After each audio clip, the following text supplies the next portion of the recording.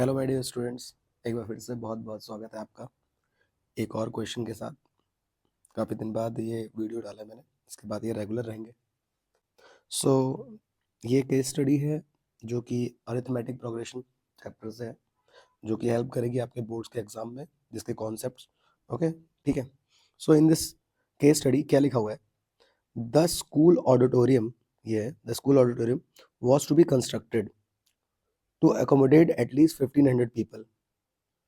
The chairs are to be placed in concentric circular arrangement in such a way that each succeeding circular row has 10 seats more than the previous one. So क्या कहा गया है इस question में? देखिए, एक school auditorium है में एटलीस्ट 1500 लोग 1500 पीपल बैठ सकते हैं। तो ये टोटल उसकी लिमिट है, तो ये SN है आपका। उसमें जो हमारे टोटल लोग बैठ सकते हैं वो कितने हैं? 1500। चेयर्स को हमने कोसेंट्रिक सर्कुलर अरेंजमेंट में प्लेस किया है। अब कोसेंट्रिक का मतलब क्या होता है? कोसेंट्रिक का मतलब होता है जिनका सेंटर सेम रहता है, ठीक है, उसके चारों तरफ जो सर्कल बने रहेंगे हमारे, वो कोसेंट्रिक सर्कल होंगे, ठीक। तो ये देख सकते हैं आप यहाँ बीच में, और ये देखिए यहाँ पर इसके चारों तरफ जो सीट्स अरेंज है वो किसमें? कोसेंट्रिक सर्कुलर फॉर्म में अरेंज हो रखी है। ओके, सो नाउ इसके बाद क्या है? यहाँ पर आपके कह रखा है कि हर जो सक्सीडिंग सर्कुलर रो है, सक्सीडिंग मतलब जो है पहली रो के बाद जो दूसरी आएगी वो सक्सीडिंग, ठीक है। प्रीसीडिंग मतलब पहले होता है और सक्सीडिंग मतलब जो बाद में आ रही है, वो क्या है? उसमें 10 सीट ज़्यादा है। तो आपको पता है यहाँ पे हर बार 10 सीट बढ़ रही है, ठीक है। जैसे इसमें आपकी कोई भी है, इसमें आपको मान लो आपको नहीं पता, तो आपने मान लिया ए है, तो अगली वाली में A+10 होंगी, उसकी अगली वाली में A+20 होंगी, क्योंकि 10 इससे 10 और बढ़ गई, ठीक है। तो हमारा ये जो नंबर है, कॉमन नंबर जिसको हम डी बोलते हैं, वो आपको दे रखा है कितना? 10 दे रखा है। अब इसको आपने क्या करना है? आंसर करना है इसके जो आपका क्वेश्चन है। तो यहाँ पे ऐसा बताया गया था। अब पहला पार्ट क्या है? If the first circular row has 30 seat, मतलब पहली जो रो हमारी ये वाली वैल्यू थी, ए की वैल्यू, फर्स्ट रो, अगर उसमें 30 सीट है, तो how many seats there will be in 10th row? 10th row मतलब जो 10th नंबर पे आएगी वो होगी A10। जब पहले नंबर पे A1 होती है, वैसे 10th नंबर पे A10 आएगी। तो उस 10th रो में हमारी कितनी सीट होंगी? तो बहुत ही आसान है। A10 कैसे ओपन होता है हमारा? A+9D, ठीक है। अब A+9D मैं इस चैप्टर को भी करा दूंगा, प्लेलिस्ट डाल दूंगा। अभी थर्ड चैप्टर की प्लेलिस्ट बची हुई है, कुछ पार्ट्स उसके, ठीक है। तो मैं आज बस केस स्टडी करा रहा हूँ, उसको देख लीजिए। तो यहाँ पे वैल्यू रखनी है, A1 ही हमारा A होता है, जो ये है। यहाँ पे पुट करेंगे हम 30, D की वैल्यू हमारी 10 है, जो कि हम यहाँ देख चुके थे। तो 30 प्लस 10 9 ज़ा 90, 90 प्लस 30, ये हमारा हो गया 120। तो 120 is the answer. I hope आपको क्लियर होगा कि हमारा पहला आंसर कितना आ गया? 120 आ चुका है। सेकंड पार्ट में क्या कहा गया है? For 1500 seats how many rows needed, मतलब यहाँ पर आपको निकालना है नंबर ऑफ रोज कितनी होंगी, कितनी सीट के लिए? 1500 सीट के लिए। Okay, so you all know that the formula of SN equals to N/2, 2A plus N-1 into D. Put the value of SN which is 1500, N हमें चाहिए, A जो कि है 30, क्योंकि पहला वाला आपको 30 बता रखा है, N you have to find and D again 10। इसको सॉल्व करते हैं हम। ये 2 हमारा डिवाइड से यहाँ जाएगा मल्टीप्लाई में, तो ये हो जाएगा 1500 इंटू 2। अंदर क्या बचा? 30 को हम 2 से मल्टीप्लाई करेंगे 60।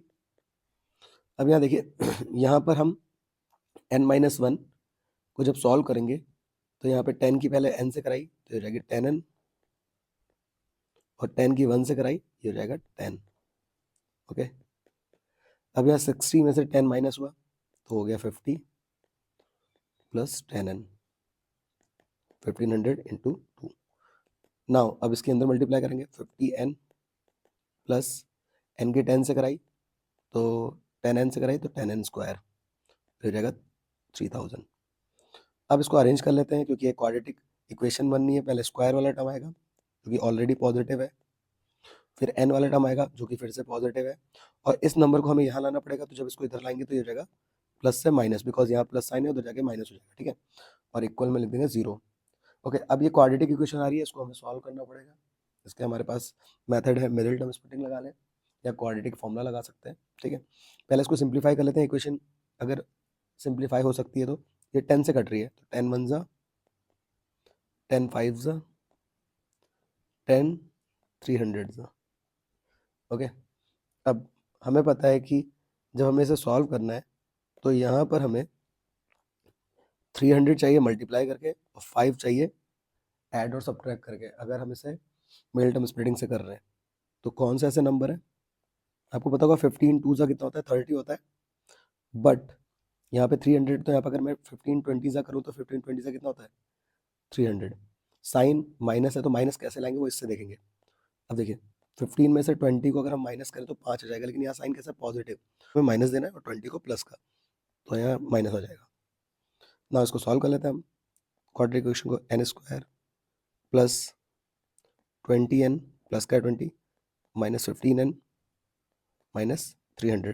ठीक है, n कॉमन है, n प्लस 20 इन दोनों में, अगेन जो इस ब्रैकेट में आता है वो अगले ब्रैकेट में आएगा n प्लस 20। अब यहाँ पे हमें 15 लेना पड़ेगा, तो 15 ले लेंगे साइन नेगेटिव इक्वल टू 0। ठीक है, अब इस n को हम इसके साथ लिख देंगे, तो जो पहला रूट आएगा वो आएगा n माइनस 15, और दूसरा ये n प्लस 20 दो बार है तो उसको एक बार लिख देंगे n प्लस 20 इक्वल टू 0। अब एक बार n माइनस 15 को 0 के इक्वल रखा तो n की वैल्यू हो गई 15। फिर हमने n प्लस 20 को रखा तो n की वैल्यू हो गई माइनस 20। ओके, और माइनस हमें पता है कि ये हमारा नॉट पॉसिबल, सो हमारा जो आंसर आ गया n इक्वल टू 15। तो टोटल हमारी 15 रोज बनेंगी सेकंड क्वेश्चन के लिए। आई होप आपको ये क्लियर होगा। आपको क्या करना है, Sn का फॉर्मूला रखना है, सारी वैल्यूज पुट करनी है, यहाँ पे क्वाड्रेटिक फॉर्मूला बनेगा। ठीक है, क्वाड्रेटिक इक्वेशन बनेगी, उसको हमें सॉल्व कर देना है जैसे भी आपको ये हो पाए सॉल्व। तो यहाँ पर हमारा थर्ड पार्ट से पहले ये और पार्ट है। और पार्ट देखिए, if 1500 seats are to be arranged in the auditorium, how many seats are still left to be put after 10th row? 10th रो के बाद कितनी सीट बच जाएंगी आपकी भरने के लिए। ठीक है, तो हम पहले निकालेंगे 10th रो तक कितने होंगे, मतलब S10 A10 नहीं है, उसने बोला 10th रो तक कितने फिल हो जाएंगी, मतलब 10th रो तक हम पहुंचेंगे 1 2 3 ऐसे करते करते, तो 10th रो तक टोटल कितनी फिल हो जाएंगी। तो टोटल की बात आई है तो S10 होगा, A10 नहीं होगा। अगर पर्टिकुलर जैसे पूछेगा तो वो होगा A10, बट यहाँ पूछ रहा है 10th रो भरने के बाद, मतलब मान लो 10th भर गई उसके बाद कितनी खाली रह गई। ठीक है, तो S10 निकालते हैं। S10 के लिए हमें फिर से वही n की जगह पे सीधे n/2 2a प्लस n की वैल्यू 10 है इंटू d, वो भी हमारा 10 ही था, इसको कट कर दिया, 32 × 60, 10 - 1 हमारा हो गया 9, 9 को 10 से मल्टीप्लाई किया 90। अब 9 + 6 15 होता है, 0 का हमने 0 लिख दिया, 15 5 × 75, एक 0 आगे लिखा है। तो 10th रो तक आते आते हमारे टोटल 750 सीट्स भर जाएंगी। अब टोटल हमारी जो सीट लेफ्ट बच गई 1500 में से, तो वो कैसे निकलेगा, 1500 टोटल में से जितनी भर गई उतनी हम क्या कर देंगे, माइनस कर देंगे। तो जब माइनस करेंगे तो हमारा आंसर आ जाएगा 750। ठीक है, तो अगर ऐसा अगर आता है और में, तो आप थोड़ा सोच के समझ के ना किसको आपको अटेम्प्ट करना है आप देख लीजिएगा। ये वाला ऑप्शन ज़्यादा बेटर है अटेम्प्ट करने के लिए, बट वहाँ थोड़ा सा सोचना पड़ेगा। ठीक है, तो आप प्रैक्टिस करके जाइए अच्छे से। Next last part, if there were 17 rows, मतलब n number of rows 17, how many seats will be there in the middle row. अब जब भी कभी मिडिल रो की बात आए पेपर में, ठीक है, और एक आपको ऑड नंबर दिया हो, तो आपको ध्यान रखना है, आपको क्या करना है, उस नंबर में +1 करना है और डिवाइड बाई 2 कर देना है। ठीक है, तो 18 + 1 होता है हमारा, 17 + 1 होता है 9, 18/2 हम करेंगे तो आ जाएगा हमारा 9। तो मिडिल में जो रो आएगी वो 9th आएगी। आप चाहे तो चेक भी कर सकते हैं ऐसे, 1 2 3 4 5 6 7 8 9, यहाँ लिख दो 10 11 12 13 14 15 16 17। ठीक है, यही नंबर का पेयर नहीं बना, मतलब ये बीच में ही है। ठीक है, बट ये आप ऐसे नहीं करेंगे, ये तो जस्ट एक था। आप यहाँ मिडिल रो जो भी आपको रो दी होगी जितनी, उसमें +1 करेंगे और डिवाइड बाई 2 कर लेना, ऐसा आराम से आपकी मिडिल रो निकल जाएगी। अब कितनी सीट्स हैं उसमें, तो हमें निकालना है A9, सीट पूछ रहा है टोटल नहीं पूछ रहा है, उस पर्टिकुलर रो में कितनी है, तो A9। A9 कैसे ओपन होता है, A + 8D ए की वैल्यू 30, बी की वैल्यू 10, तो 30 प्लस 10 8 ज़ा 80, 80 प्लस 30 इज 110। ओके, सो ये केस स्टडी थी जो कि काफ़ी इंपॉर्टेंट है। इसके बाद मैं और भी केस स्टडीज़ में एक एक करके डालता रहूँगा और कॉन्सेप्ट भी आप समझते रहिए, ठीक है। आपको ये एपी में ये दो फॉर्मूले बहुत अच्छे से आने चाहिए, ठीक है, जो कि हमारा होता है a n equals to a plus n minus one into d, और एक S n equals to n upon two a plus n minus one into D.